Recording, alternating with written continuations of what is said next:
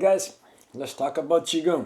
Let's see what questions we got today. Number one from episode 51 from Carlos. Hey, Carlos.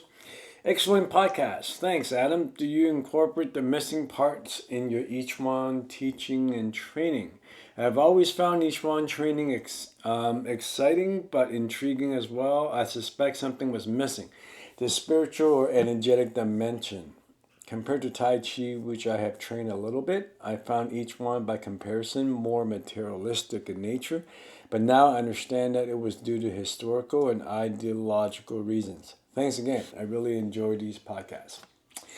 You're welcome. So I think that's from the episode where I was talking about the spontaneous movement, where you're directly working with the feel or the chi or whatever you want to call it.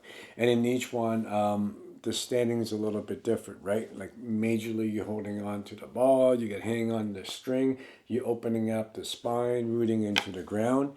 More advanced, you'll start opening up the pore, which will naturally lead to bone breathing and expanding into the field. Usually that's as far as it goes, as well as the tree shaking exercise to unite the body. Really powerful, works really well, especially for chronic fatigue. So each one's really good. So I definitely was not disrespecting it or knocking it.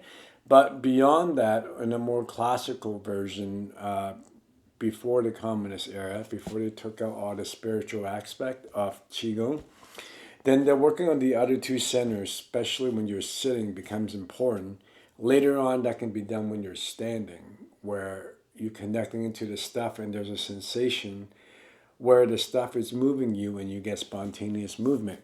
And the first time you feel something like that is a lot more relaxing than just the regular post training. When you experience spontaneous movement, you also get a lot more energy for most people. So you're asking, do I put that missing part of that into my each one? The answer is no, because I'm only practicing the Heaven Mountain lineage right now, which consists of the standing, sitting, moving, and walking practices. And in the standing practice, it basically includes everything that I described in each one in the basic level. And then later with the spontaneous movement is the higher level, I guess you could say, right? So it already includes it. So there's really no reason for me to kind of integrate or mix it. So the older version or the ancient systems like Heaven Mountain or Wild Goose Qigong, systems that are older usually has both layers to it. The physical container, or what you would call more materialistic, you call it, basically the body, right? Opening up the body to absorb energy. So the first level is usually in the system. And then when the stuff comes down to move you spontaneously, that's also in those systems. So it has both. Whereas modern systems found after the communist era, not all of them, but most of them only contain the first layer. So there's no need to integrate it if you do the older system, which includes it, right? But one thing I want to say is when you're opening up the body like that, like opening up the pore, lining up the bones, and building a container to absorb energy, like in each one, that alone is already working really well for like energy practices, right? But in my mind, like, it is really important to think of mental health as well. Like right now, at least in my country, there's a mental health crisis. It's just off the hook. There's a lot of people suffering with anxiety, chronic stress, depression, and stuff like that. Standing alone is not going to cure that because it wasn't designed for that. In classical Taoism, the standing is really to work on your physical energy boost to get you a lot more juice just so you can sit. And the sitting is really for emotional healing. And that is for later on so you can enter the spiritual emerging process. So that was a training paradigm. You can look at it symbolically with the centers of the body. First you work on the physical center, then the emotional, then the spiritual. And sitting is really for the last two, right? So when people think of Qigong, they really think of it in terms of physical exercise, which is really effective to give you more energy, but it's not going to put a dent if you're suffering from, let's say, anxiety disorder, OCD, depression, or any of the mental stress disorder that is so popular in the Western countries like in Canada. So the standing is not going to cure that. You will feel better, but it's not going to, it's not really going to get rid of it. So sitting is a lot more effective than that. But the problem with that is when people approach sitting, right now especially, I guess, is one, a lot of times they skip the physical practice. Like they don't practice standing. They don't practice the moving stuff. They only do the sitting for mental health. So when you do that, you don't have that much energy. If you're already not feeling too well and all you do is sitting, because in Taoism, they want to train both together. Like, for example, if you're in Zen Buddhism, they only train the sitting. They don't train like all the Qigong standing and moving stuff. They do have standing meditation, but it's not really the same as Qigong in terms of power. And they mainly train a spiritual center in Zen Buddhism. The result of that is if you do too much of that, like in the history of Zen, a lot of monks actually got really hurt and break their bodies because all they do is sit and sit and sit and sit, right? So that's the first thing you want to watch out for if you want to train, for what you said, a more spiritual aspect, which is the sitting. Second thing, that's a major problem with that is a lot of times in modern times they approach sitting as though it is a mental activity. Like I'm just going to count my breath and I'm going to train my mindfulness and calm down. Learning how to calm down, counting your breath, and training your mind to be more centered, that's beautiful. And that would reduce some stress, but that's not classical Taoist sitting. The whole idea of sitting is actually getting all the blood to go down and all the energy to go down so it sprouts out. Open up the chest center so everything get released.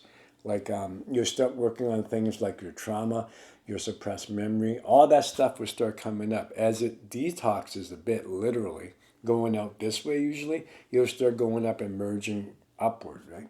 And when you start moving upward, that's when things really start to get dissolved, and then you start getting this enormous euphoric feeling of inner peace, right? So there's actually a tangible, energetic pursuit. It's not just about your mind stopping thinking. That's just really the warm-up, the prerequisite. So you can shut your mind up, feel center, just so stuff can start like dissolving in this direction and also the horizontal plane. So it's a tangible thing. It's not just about calming down your mind. If it was that simple, we can just take a walk, take a hot bath, read a book, read some poetry, and just relax, right? Have a hot chocolate. So it's not just about relaxing. There's a lot more to it than that. You're literally changing how your energy and your chemicals work in your body when you're sitting, right? So please keep that in mind. And then the last thing I wanted to say with that is when you start approaching that with the sitting and you're doing the standing, eventually what's going to happen is as soon as you stand, everything you develop in a dissolving process when you're sitting, without you putting in any effort in original Taoism, will start getting injected into your standing. And everything that you have developed when you're standing will get injected into your sitting.